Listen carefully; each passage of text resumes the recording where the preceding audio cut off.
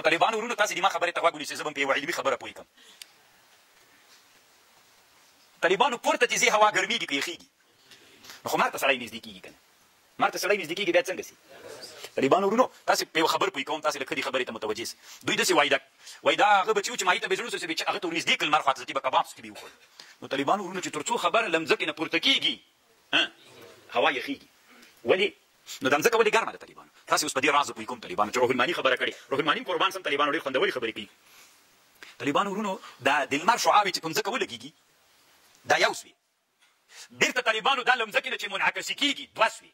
نو په مځکه کې طالبانو تر یو څه طبقې د مځکې پورې دا د مځکې شعاوې څو دي غبرګې دي طالبانو. یو چې لمر نه لګېږي بېرته مځکې نه منعکسې شوي دي دوه سوې طالبانو. نو ځکه مځکه څوک ده مځکه ګرمه ده طالبانو.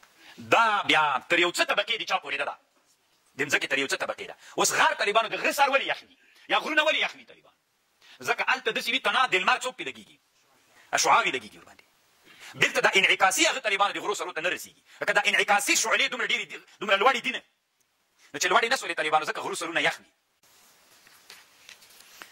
فبنقضهم ميثاقهم بسبب دي نقض ولد عهد لعناهم وجعلنا قلوبهم قاسية يحرفون الكلم عن مواضعه ونسوا دوی ورکړی د خپله برخه مما له هغه شي نه ذکرو به ذکرو چې پند پې ورکړل سوی. ولا تزال همیشه تطلع على خائنة من همیشه ته اطلاع پیدا کوي په یوه خیانت د دوی نه الا قلیلا من فاعف عنهم واصفح اعراض وکړه دوی نه ان الله يحب المحسنين. طالبانو ورونو دلته روح الماني یوه خبر کړې ده. هغه خبر صوفیان څه دي طالبانو علما د علم تصوف کې څو اصطلاحات دي. قطب دا یو اصطلاح ده طالبانو قطب اوتاد ابدال غوث دا د صوفیانو اصطلاحات دي. طالبانو په دې ډېر بحث کوي. روح الماني دلته د علامه شیخ الاسلام نه نقل کړی ده. ثابت په دې کې په احادیثو کې صرف ابدال ثابت دي اگر چې ابن تیمیه ابدال هم نه مني طالبانو. د ابدال و حدیث هم نه دي ثابت. بعضې علما لکه ابن جوزي دی نه مني. اما صحیح دا د طالبانو د ابدال و حدیث ثابت دي. حدیث کې چې راځي په دنیا کې یو څه ابدال دي اما غوث و قطب او دا طالبانو په حدیثو کې ثابت نه دي. او اصطلاحات د علما د علم تصوف دي. شامي په دې مستقل سیوطي کتاب جوړ کړی هغه ابدال ثابت کړي او امام سخاوي جوړ کړی نور علما هم جوړ کړي او هغه چې دا د روح الماني نه علامه ابن العابدین شامي هم په دې جوړ کړی دا طالبانو د صوفیانو ځان ته اصطلاحات دي.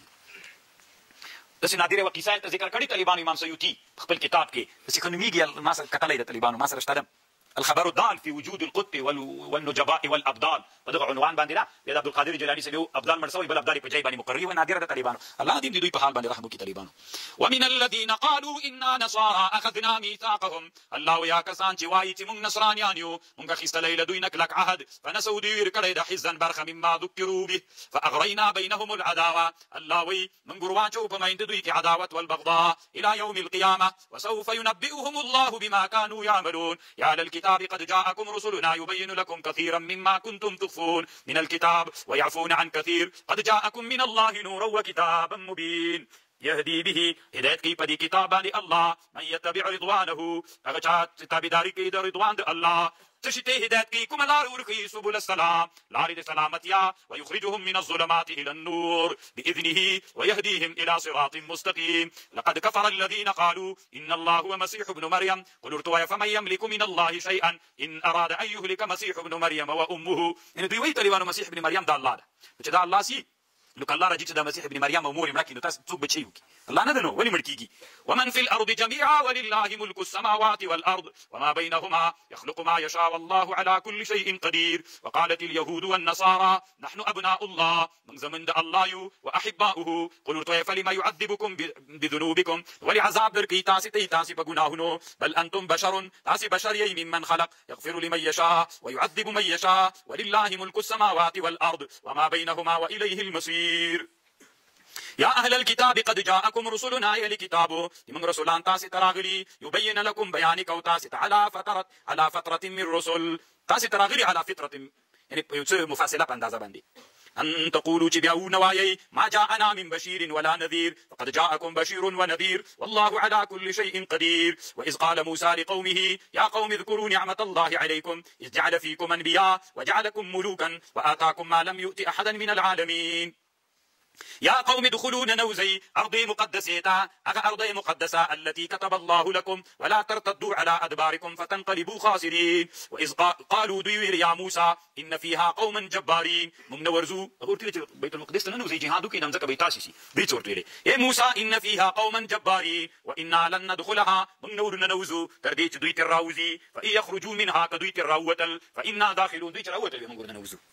قال رجلان من الذين ولد وكسانو لغ كسانو يخافون جداردل أنعم الله عليهما الله نداردل الله بدوي نعمت كريو ادخلوا عليهم الباب فإذا دخلتموهم فإنكم الغالبون وعلى الله فتوكلوا إن كنتم مؤمنين.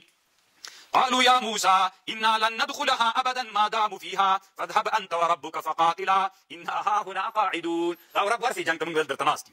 قال ربي إني لا أملك إلا نفسي. موسى عليه السلام نو ميدسو موسى ويلي رب دما زخو مالك نيم مقرد خبل نفس أو دورور من حضرت هارون فافرق بيننا وبين قوم الفاسقين دما ودي ما بين كي جدائرا ولا. قال فإنها محرمة عليهم دا بيت المقدس حرام دا بدوي تلويخ قال يتهيئون في الأرض ريب حيران قرزي بمزكدة تيهكيم فلا تأسي على القوم الفاسقين مغم جنكيغا بقوم فاسقين وباندي ريب بتيكي وسيدن تلويخ قال بتيكي تيركل تروتالي نسول تليوانا مدلت بودا سيبا تنسير والكنا نتيتم والله وسم ولا تليبانو سبيرام زكدا دغه خپل دواري کې تطلع عمر خوان کوي طالبانو کنه دا مدین او تیو وي روح الماني خبر کړي وي پتی کې د بنی اسرائیل کالی چې ول طالبانو د نوکان ول د لباس د نوکان څه د ټول لباس هم دسیو به چې کله دوی یو کله عذاب پر وسدت الله پس خلک په ادم علی السلام لباس هم دا چې بیا غنم خور بیا وزکه وسړي چې خندا ورسي نوکان ته وګر خندا دی رکی دری نو روح الماني د بنی اسرائیل پتی کې کالی د نوکان هغه ول داسې نه تقریبا دا رات کړي د کوم يهودي سره یخ مخسوي دی کوم عالم د يهودو سره نو غوي ورته ویلي چې نه داسې نه بیا د ورته ویلي د يهودي عالم تر روح الماني ملاوي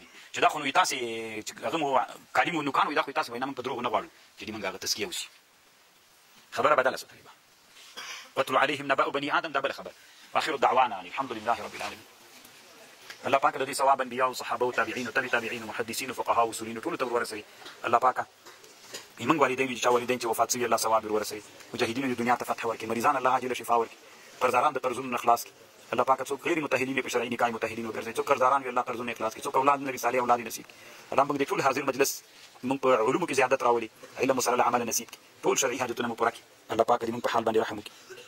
الله دې موږ مدرسو ټول دیني مدارس حفاظت وکړي، دې موږ اسلامي نظام ته الله پاک بقا دوام نصیب کړي. الله پاک خايس ورته نصیب کړي، مشکلات الله ما پکې را پیدا کوي. څوک دعا وي غوښتلې دي مریضان دې الله عاجل شفا ورکړي، الله جوړي. رب اغفر وارحم وانت خير